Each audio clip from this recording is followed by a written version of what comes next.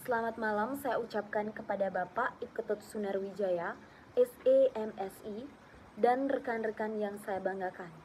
Perkenalkan, kami dari kelompok 4. Jadi, pada pertemuan kali ini, kami dari kelompok 4 akan membawakan materi tentang laporan laba rugi dan informasi yang berhubungan. Namun, sebelum kami memulai pembacaan materinya, izinkan kami memperkenalkan diri terlebih dahulu. Saya, Age Maika Cahya Dewi, nomor NIM 22026220107171, dan rekan saya, Nigusti Ayu Putri Andiani, NIM 22026220107167. Materi pertama yaitu laporan laba rugi. Laporan laba rugi, income statement atau profit and loss statement adalah bagian dari laporan keuangan suatu perusahaan yang dihasilkan pada satu periode akuntansi yang menjabarkan unsur-unsur pendapatan dan beban perusahaan, sehingga menghasilkan suatu laba atau rugi bersih. Laporan laba rugi membantu pemilik bisnis memutuskan apakah mereka dapat menghasilkan keuntungan dengan meningkatkan pendapatan dengan mengurangi biaya atau keduanya. Laporan laba rugi bisa dibuat dalam satu periode, yaitu 1 bulan, 1 tahun, atau berdasarkan konsep perbandingan atau matching konsep, yang disebut juga konsep pengaitan atau pemadanan antara pendapatan dan beban yang terkait. Laporan ini masuk ke dalam 4 laporan keuangan utama perusahaan dan sebagai penghubung antara 2 laporan neraca. Format laporan laba rugi. Untuk membuat laporan laba rugi, terdapat 2 bentuk umum yang dapat digunakan. Yang pertama, ada single step income statement. Yang kedua, ada multiple step income statement. Single step income statement. Format ini merupakan format laba rugi yang paling sederhana dan mudah digunakan. Seluruh kategori pendapatan dikelompokkan dan dijumlahkan pada bagian awal atau atas laporan laba rugi. Lalu, unsur beban dikelompokkan dan dijumlahkan. Total pendapatan dengan beban dikurangkan, maka hasilnya akan menunjukkan apakah suatu perusahaan mendapatkan laba atau rugi. Selanjutnya ada multiple step income statement. Pada penyusunan laporan laba rugi, bentuk multiple step, akun pendapatan akan dibedakan menjadi pendapatan usaha atau operasional dan non-usaha atau non-operasional. Begitupun dengan akun beban yang dimiliki, harus dibedakan menjadi beban operasional dan non-operasional. Sedangkan untuk penyusunan di dalam laporannya, pendapatan dan beban usaha dicantumkan terlebih dahulu, baru setelahnya yang non-usaha. Hasil akhir yang akan diperoleh pun sama, yakni apakah perusahaan akan mendapatkan laba atau rugi bersih. Baik, selanjutnya saya akan menampilkan tabel dari single step dan multiple step. Nah, di sebelah kiri ini merupakan tabel dari multiple step. Dapat dilihat, akun yang akan kita cari pertama ada akun pendapatan. Lalu kita akan mencari harga pokok penjualan dengan cara menjumlahkan persediaan barang dagang awal dengan pembelian, lalu kita kurangkan dengan persediaan barang dagang akhir. Nah, hasilnya akan kita kurangkan dengan pendapatan, lalu kita akan mendapatkan laba kotor. Selanjutnya kita akan mencari beban-beban. Beban-beban tersebut kita jumlahkan, lalu hasilnya akan kita kurangkan dengan laba kotor, maka akan didapat laba atau rugi bersih dari suatu perusahaan. Tabel yang di sebelah kanan merupakan tabel dari single step.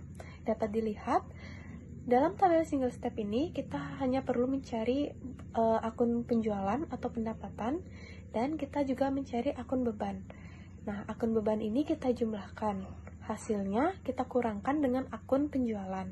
Setelah mendapat hasilnya, maka kita akan mengetahui suatu perusahaan akan mendapatkan laba atau rugi. Pelaporan pos-pos tidak biasa. Pos-pos tertentu yang tidak bisa dilaporkan secara terpisah di laporan laba rugi periode berjalan atau periode sebelumnya.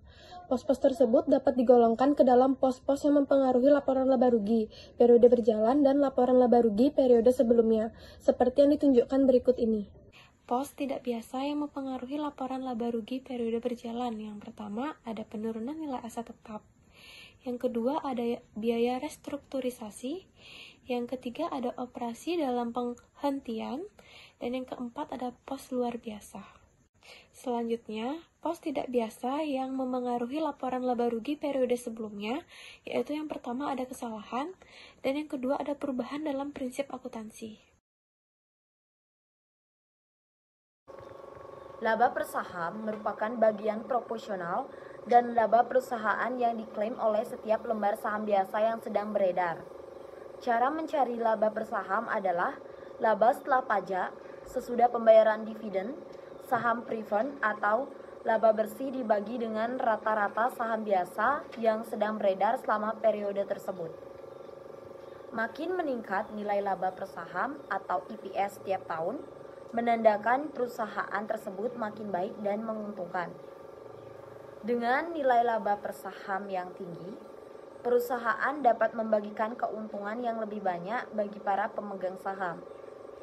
Perusahaan dapat dikatakan bertumbuh bila memiliki nilai EPS Rp500. Artinya, saham atau perusahaan tersebut menghasilkan laba sebesar Rp500 setiap lembar sahamnya. Namun, perlu diketahui, perusahaan besar belum tentu menghasilkan laba per saham yang besar. Sebaliknya, perusahaan kecil belum tentu menghasilkan laba per saham kecil. Semua tergantung pada laba bersih yang diperoleh dan jumlah saham beredar di masing-masing perusahaan. Rumus EPS sama dengan laba bersih dikurangi dividen yang dibayarkan pada saham preferen per jumlah lembar saham beredar.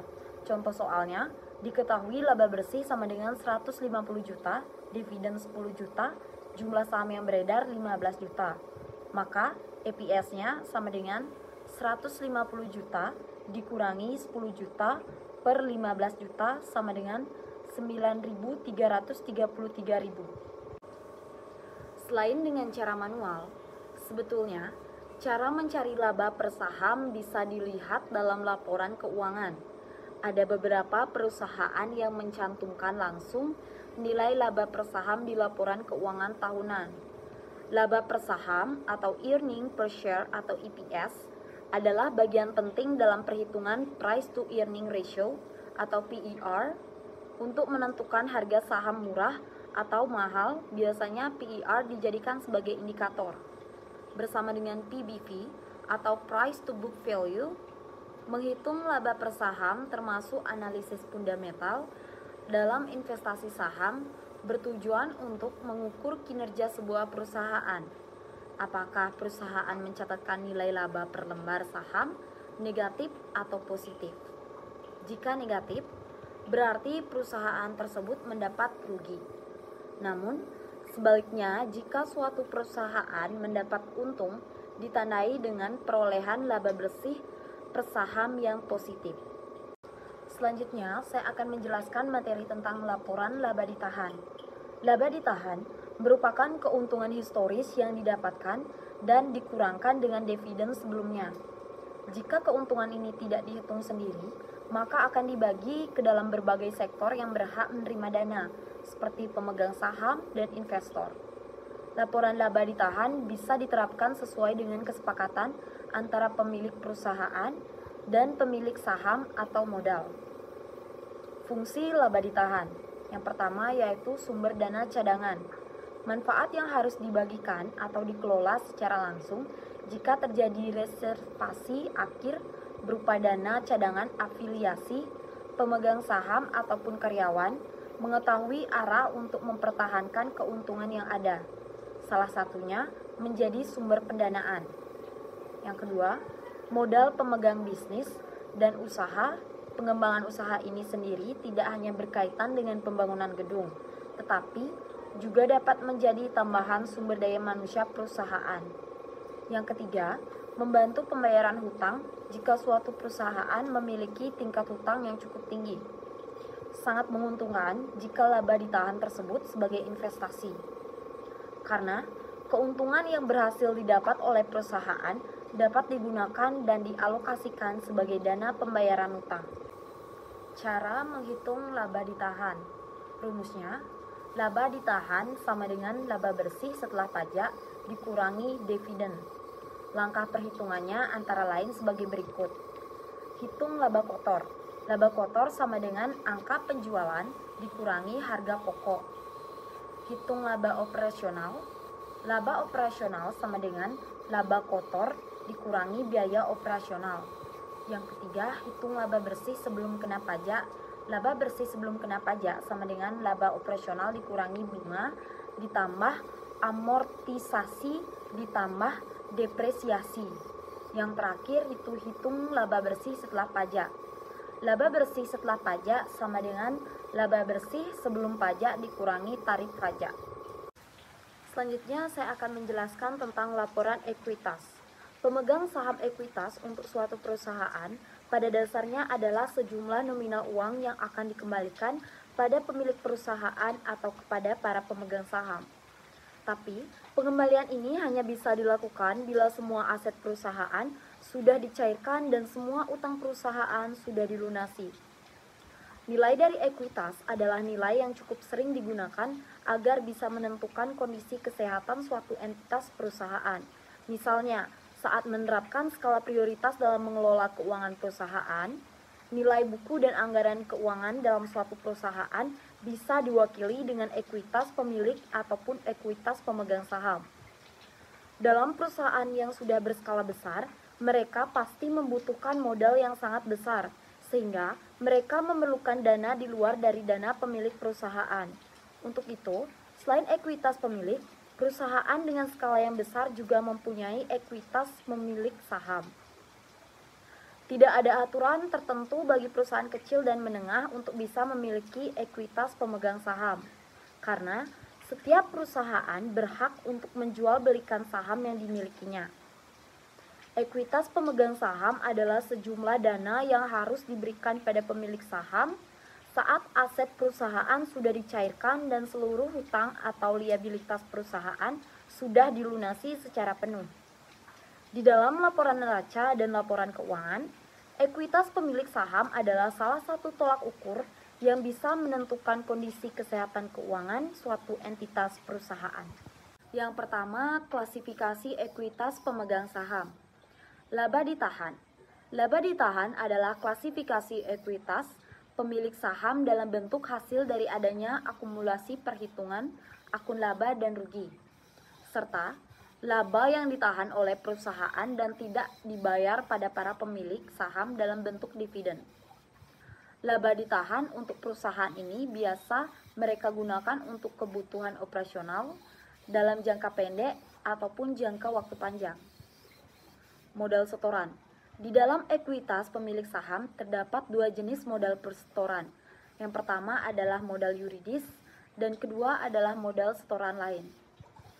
Modal yuridis ini bisa dinyatakan dengan bentuk legal kapital, karena modal ini akan hadir dengan adanya ketentuan hukum yang mewajibkan perusahaan untuk memiliki sejumlah dana yang berguna untuk perlindungan terhadap pihak lain. Sedangkan modal setoran lain bisa juga dianggap sebagai paid in surplus atau stok. Modal setoran bisa mengalami penurunan dan juga perubahan nilai atas ekuitas.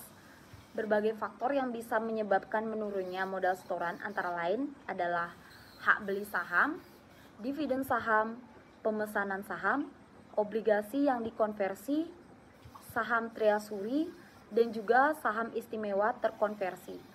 Tapi, modal setoran tidak bisa secara mudah mengalami penurunan, kecuali bila memang terjadi likuidasi di dalam perusahaan itu sendiri. Lalu selanjutnya saya akan menjelaskan tentang komponen ekuitas pemegang saham. Yang pertama itu ada modal di store. Modal di store adalah komponen ekuitas pemilik saham yang di dalamnya mencakup modal yuridis seperti dividen saham, penerbitan saham baru, kapitalisasi laba ditahan, konversi obligasi dan stock subscription.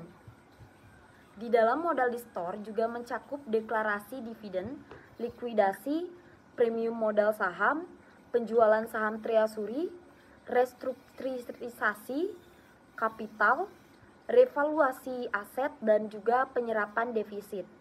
Yang terakhir yaitu laba ditahan. Laba ditahan adalah komponen ekuitas pemilik saham dalam bentuk defisit, laporan laba rugi, rekapitulasi, dividen, dan terakhir yaitu perubahan akuntansi. Sekian presentasi dari kami. Kami ucapkan terima kasih atas waktu dan perhatiannya, dan mohon maaf bila ada kesalahan kata.